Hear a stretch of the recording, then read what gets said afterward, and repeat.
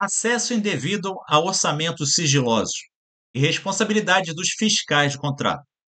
No vídeo de hoje, nós vamos analisar alguns acordos do Boletim de Jurisprudência do TCU número 544, de 30 de junho de 2025. Mas antes eu vou te pedir para se inscrever aqui no canal, apertar o sininho para se manter atualizado.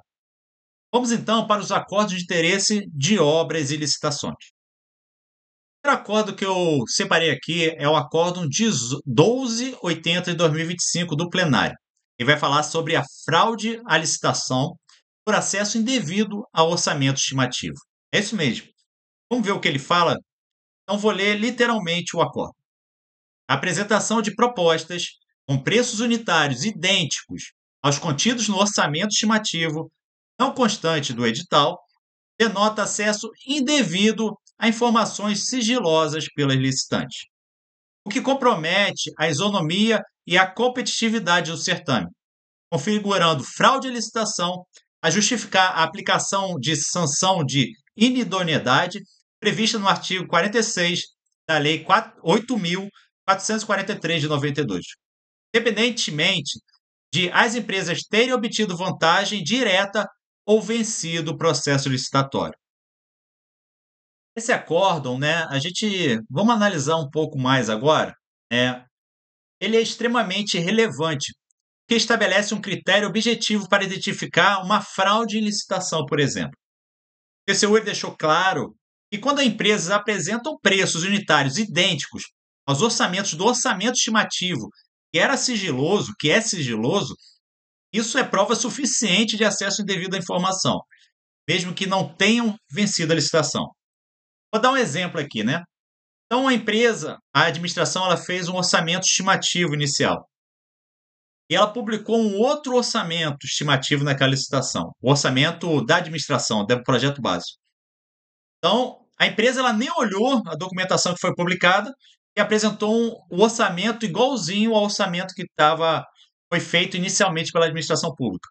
Então, ela obteve esse acesso indevido, alguém se corrompeu para a empresa e entregou esse orçamento antes da licitação propriamente dita. Por que ele faria isso?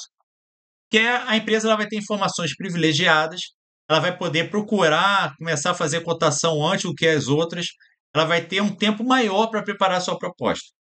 Só que aí ela apresentou um orçamento que nem estava no edital. Ela comprovou que houve um furo na administração pública. Alguém se corrompeu, se vendeu para entregar aquele orçamento para ela. E isso, quando isso é verificado, logo ela já pode ser declarada inidônea, porque ela corrompeu um agente da administração. Então, para empresas participantes de licitações, esse entendimento ele representa um alerta severo sobre o risco de você obter informações privilegiadas antecipadamente. Mesmo que a empresa não seja vencedora do certame, ela ainda poderá ser declarada inidônea apenas por apresentar a proposta com valores suspeitos. A punição independe do resultado final ou do benefício obtido. Do ponto de vista dos órgãos públicos, este acórdão reforça a importância do controle rigoroso sobre o sigilo dos orçamentos estimativos, ou aquele orçamento que vai ser publicado no edital antes da sua publicação. Gestores devem implementar protocolos rígidos de acesso, manuseio dessas informações, limitando o conhecimento apenas aos servidores estritamente necessários ao processo. A decisão também serve como uma ferramenta para a comissão de licitação identificarem possíveis irregularidades durante a análise da proposta e até irregularidades dentro da própria administração pública. Coincidências nos valores unitários devem ser investigadas imediatamente, pois podem caracterizar comprometimento na lisura do certame. Eu aconselho as empresas a evitarem qualquer tentativa de obter informações não públicas sobre os processos licitatórios, porque a maioria das vezes você vai tentar corromper alguém. Isso não é legal. A corrupção só gera estrago na administração pública e para a sociedade. E que órgãos públicos criem controles rigorosos de acesso aos orçamentos estimativos e até a documentação de todo o processo, né? Documentando toda a movimentação desses dados sigilosos. Agora vamos para o próximo acordo importante dessa semana. Tá? Ele vai falar sobre a responsabilidade fiscal de contrato. uma situação onde está sobrecarregado. É o Acórdão 3053 de 2025 da segunda Câmara. Olha só o que ele fala.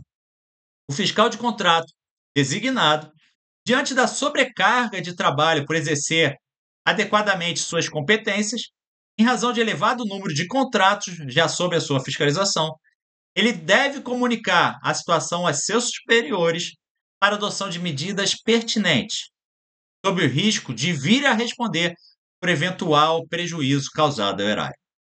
Olha, esse acórdão é muito importante para os fiscais. Considero um dos mais importantes para quem fiscaliza a obra pública. Na maioria das vezes, o fiscal está sobrecarregado. Ele fiscaliza diversas obras, a administração coloca no ombro dele diversas obras e acaba não dando conta, ou diversas atribuições. Por exemplo, ele é gestor, ele é fiscal, ele também tem que dar conta de processos administrativos e por aí vai. Então, esse acórdão traz uma orientação fundamental para os fiscais de contrato quando enfrentam essa sobrecarga de trabalho. O TCU ele reconhece que existe um limite para a capacidade profissional do indivíduo, mas estabelece uma obrigação clara: comunicar formalmente a situação aos seus superiores hierárquicos. Então, essa decisão ela protege o fiscal que age de forma preventiva, documentando sua impossibilidade de exercer adequadamente as funções, devido ao excesso de contratos sob sua responsabilidade. Essa comunicação formal, ela, então, vai salvaguardar contra eventuais responsabilidades futuras por prejuízos no erário decorrentes de uma fiscalização que é deficiente. Tá? A fiscalização, às vezes, ela não consegue dar conta, não consegue estar na obra, e é colocada para trás e gera um dano erário, e o fiscal não vai ter como dividir essa responsabilidade. Para os gestores públicos, o acordo impõe o dever de dimensionar adequadamente as equipes de fiscalização. Inclusive, pessoal, é permitido ao gestor público contratar empresas ou profissionais por fora da administração para apoiarem o gestor de contrato na fiscalização. Isso está previsto no decreto 11.246, ok? Ignorar as comunicações de sobrecarga pode transferir a responsabilidade pelos prejuízos do fiscal sobrecarregado para aquele gestor que não tomou as medidas necessárias para resolver aquela situação.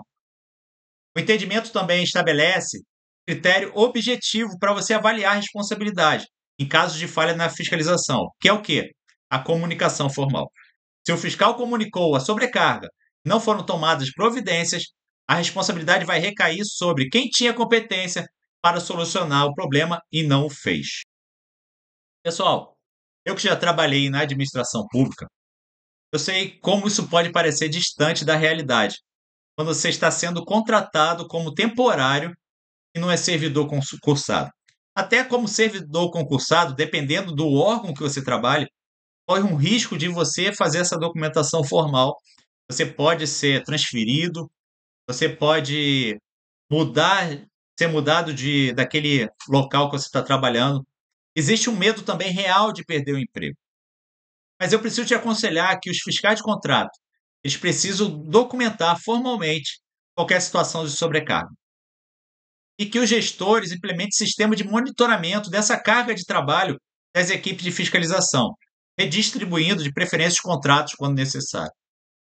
É importante os gestores entenderem que o ser humano tem uma capacidade técnica.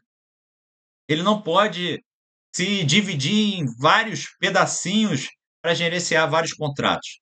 Então, existe um limite da capacidade de cada profissional que tem que ser respeitada e entendido. Ok? Peço que você compartilhe esse vídeo com aquele seu amigo que precisa dessa informação, principalmente se ele trabalha com fiscalização de obra.